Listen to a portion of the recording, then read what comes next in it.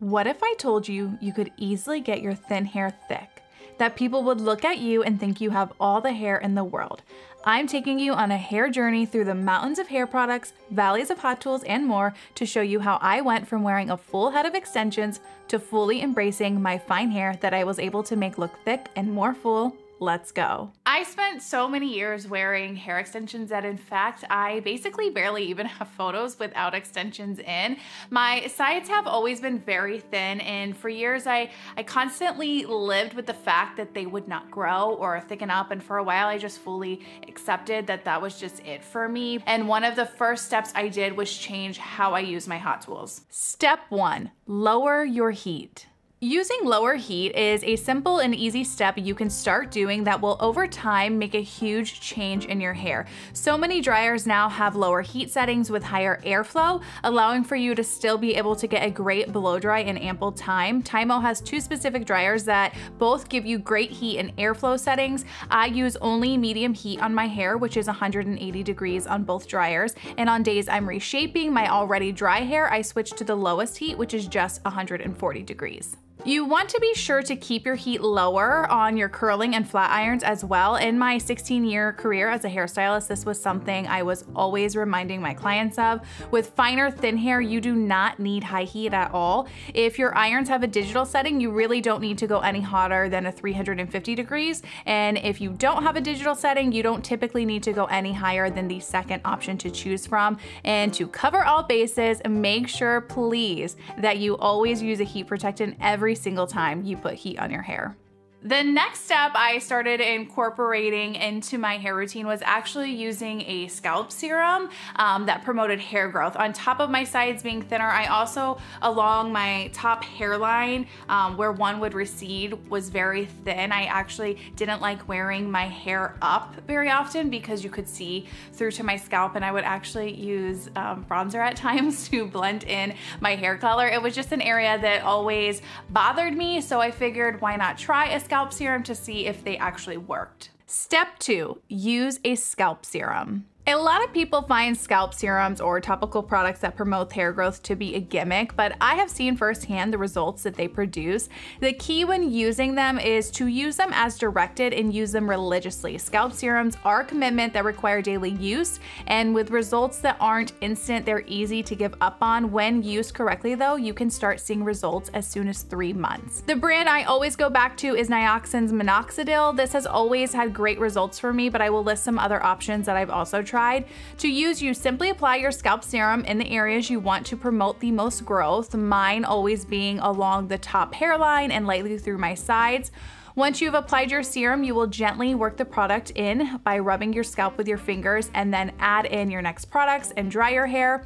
If you apply this to dry hair, after you've worked the product onto your scalp, you will just lightly dry the area and you're good to go. Nioxin's Minoxidil you apply twice a day, every day, and it can be purchased in a 1 or 3 month kit. The only downside to Minoxidil is that you will over time lose the growth you've gotten should you stop using the products, but otherwise I love it. On top of using a scalp serum, I also really was committed to actually taking vitamins and different supplements. I was always so bad about doing this, but several years ago I was training for one of those mud races, and I was really committed to eating clean, taking vitamins, taking supplements, and my hair was like night and day better. I was in the best shape of my life, but it was also one of the first times I could go without any extensions in my hair, which I hadn't done in years. Step 3, take vitamins and supplements.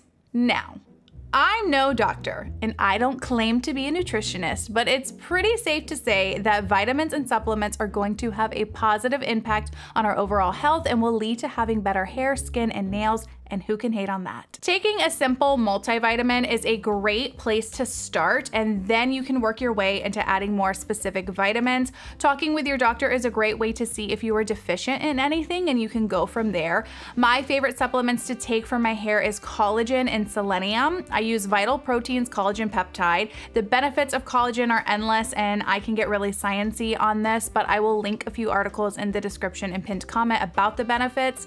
Selenium helps promote hair growth, but it is a supplement that you want to check with your doctor first, as taking too much can be harmful actually to your body. I'm deficient in selenium and I noticed my hair changing for the better after incorporating this into my health routine. All right, it is time to switch gears here and get to the fun stuff. The above steps are great, but they will not give you immediate results, and I understand the desire for getting your hair to look thick now, and lucky for you, I have mastered the steps for tricking everyone into thinking that you have thick hair with styling alone. Step 4. Break out all things volume. The surest way to make your hair look as thick and full as possible is to make sure you are using the right products and tools. You will never catch me putting anything less than 3 volume products in my hair when styling, because I need volume at my roots, through my mids and ends, with the products spread evenly all through my hair. I always make sure to over direct and lift my hair to ensure that I get the most volume while blow drying, and I like to incorporate Velcro rollers in my top sections.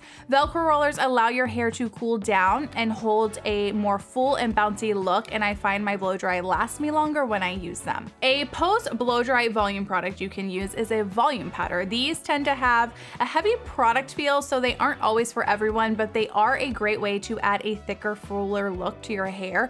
You simply dust the powder on throughout your hair, mostly along your root area, and work in with your fingers. I especially like using these when my hair is curled, and I'll work it a little bit further down to create more fullness. I love using this for both straight and curled looks. It's easy to use, but because of the heavy product feel, start with less and you can always work your way to more. If you want to be able to maintain your volume over a few days prior to rewashing, I always recommend using a texturizing hairspray and dry shampoo. Texturizing hairsprays are great for giving that extra boost of volume, but also provide a little bit of hold to your style, and I specifically like using them when my hair is waved. Both Living Proof and Sexy Hair have options I love. Neither are super sticky in the hair, and you can use them more than one day in a row. A dry shampoo is a great way to absorb any oils that build on our scalp between washes. This will allow you to maintain and keep your volume. Olaplex 8D has 0 product feel, absorbs great, has no white cast, and gives just enough added boost of volume. I hope you all enjoyed the thick and full hair you will be able to work towards and create, and I will see you guys in the next video.